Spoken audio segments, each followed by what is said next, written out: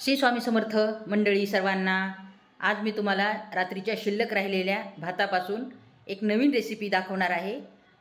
तर चला मग आपण कोणती रेसिपी आहे ती पाहूयात. आज मी तुम्हाला एक नवीन रेसिपी दाखवणार आहे. जर रात्रीचा आपला शिल्लक भात राहिला तर आपण ही रेसिपी करून खाऊ शकतो. नेहमी फोडणीचा भात करण्यापेक्षा कधीतरी वेगळं करून खा, म्हणजे तुम्हालाही खूप छान टेस्टी लागेल. हे पहा, माझ्याकडे राहिला आहे हा भात बाऊलमध्ये. हा शिल्लक राहिलेला भात आहे रात्रीचा. तर पहा, मग आपल्याला एका परातीत तो भात काढून घ्यायचा आहे.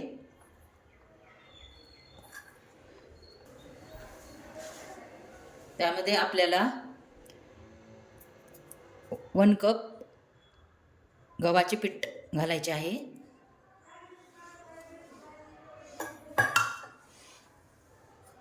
त्यानंतर 1/4 कप आपल्याला बेसन पीठ घालायचे आहे.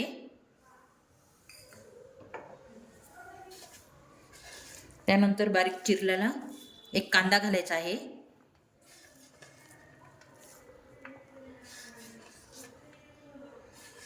आणि बारीक चिरलेली भरपूर आपल्याला इथे कोथिंबीर घालायची आहे.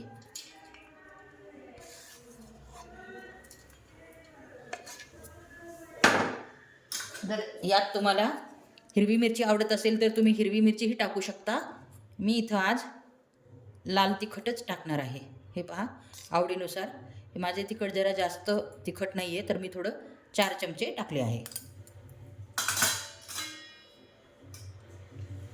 1 चमचा हळद टाकणार आहे.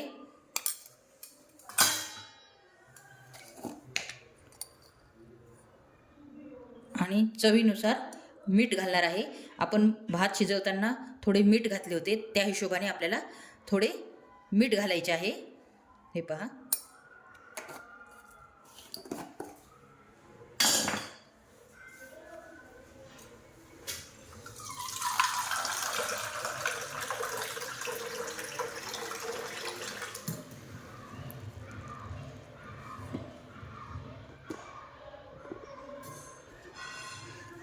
आणि इथे मी 1 कप पाणी घेतले आहे.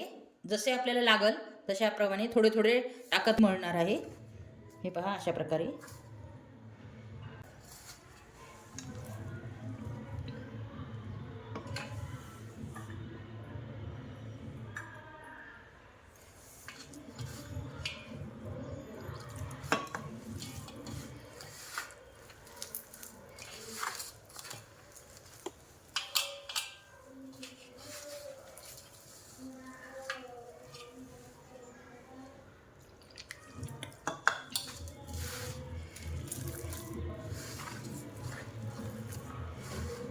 पाणी एकदम टाकू नका, जसं तिंबत तिंबत पाणी घालायचे आहे, एकदाच पाणी नाही घालायचे.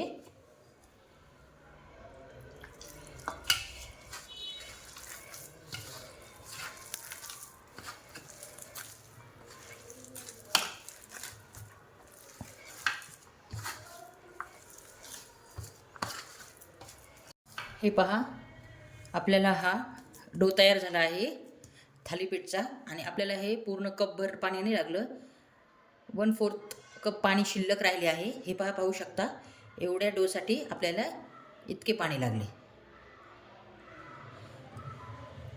तर चला मग आपण थालीपीठ थापून घेऊयात.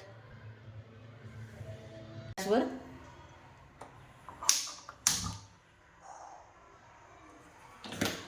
तवा ठेवून घेऊया. तवा तापतोय तोपर्यंत आपण पुढची तयारी करून घेऊया. हे पहा, हा रुमाल घेतला आहे मी थालीपीठ करण्यासाठी. त्यावर आपले थोडे पाणी घालायचे आहे अशा प्रकारे.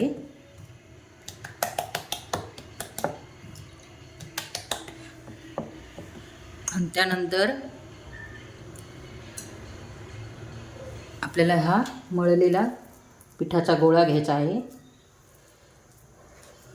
अशा प्रकारे तुम्हाला जसे छोटे मोठे करायचे आहे, ही तुमच्या आवडीनुसार.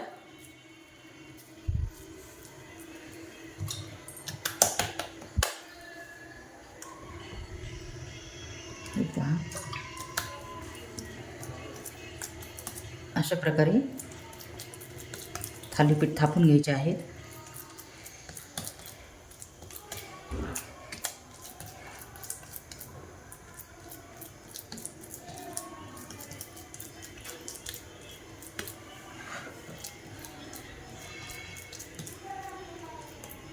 आपल्याला असं पाणी लावत थापून घ्यायचं आहे, त्यामुळे ते हाताला चिटकणार नाहीत.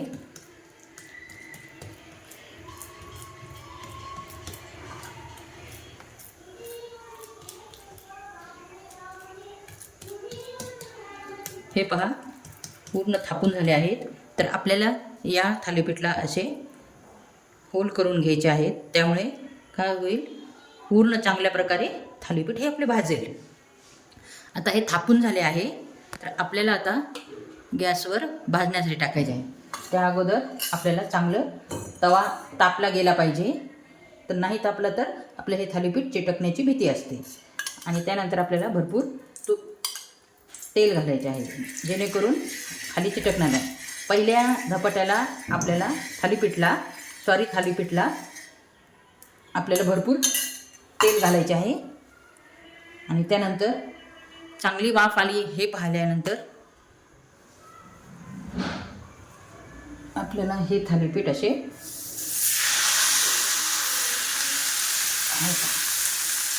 अशा प्रकारे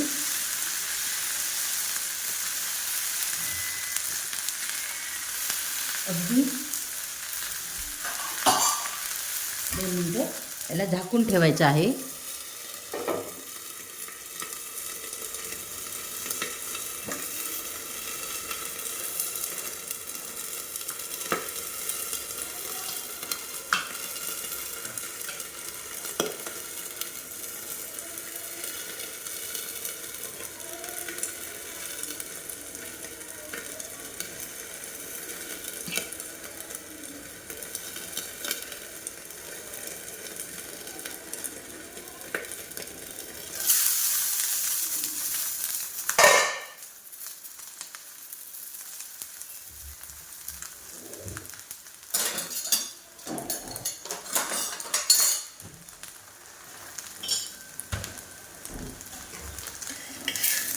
हे पहा अशा प्रकारे थालीपीठ उलटून घ्यायचे आहे. हे पहा किती मस्त असे भाजले गेले आहेत.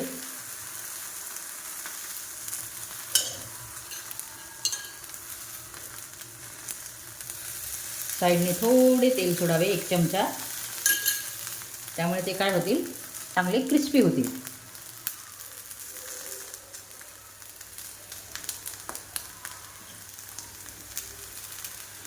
अशा प्रकारे राहिलेल्या संध्याकाळच्या भातापासून तुम्ही अशा प्रकारे थालीपीठ बनवू शकता आणि बनवून घरातल्या मंडळींना खाऊ घालू शकतात. फार मस्त रेसिपी आहे, एकदा नक्की ट्राय करा.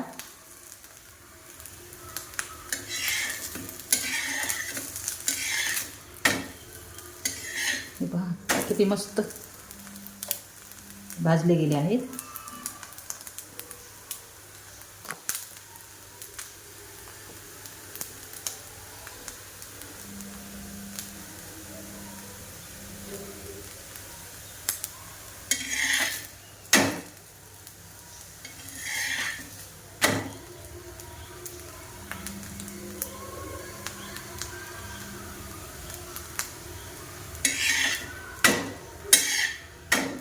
हे पहा रेडी झाले आहे. आता मी दुसरे करायला घेत आहे.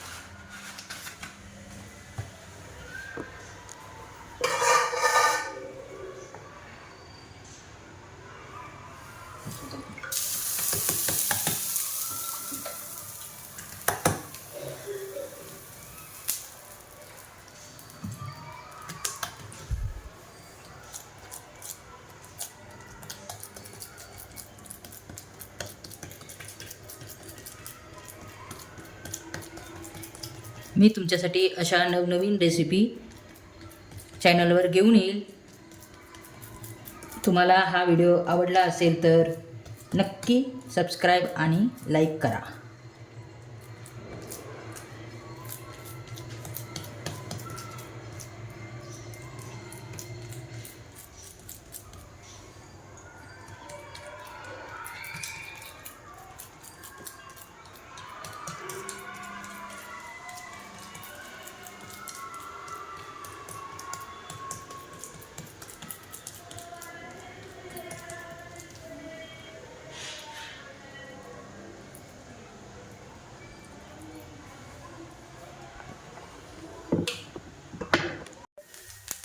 हे पहा, हे दुसरे पण रेडी झाले आहे.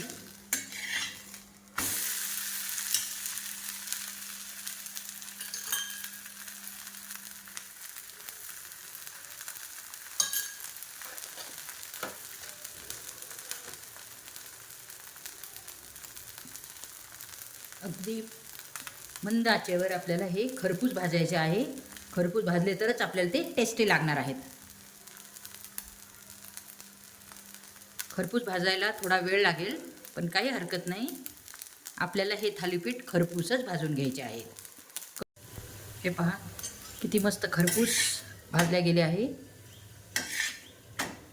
हे पहा, अशा प्रकारे सर्व थालीपीठ मी खरपूस भाजून घेणार आहे. पाहू शकता. आता मी सर्व थालीपीठ मी करून घेते अशाच प्रकारे. हे पहा, हे थालीपीठ आपले रेडी झाले आहे. हे थालीपीठ दही किंवा टोमॅटो केचपसोबत तुम्ही खाऊ शकता. अगदी टेस्टी असे झाले आहेत. जर तुम्हाला ही रेसिपी आवडली असेल तर चॅनलला लाईक आणि सबस्क्राईब करायला विसरू नका. तोपर्यंत नमस्कार. पुन्हा भेटू एका नवीन रेसिपीसोबत.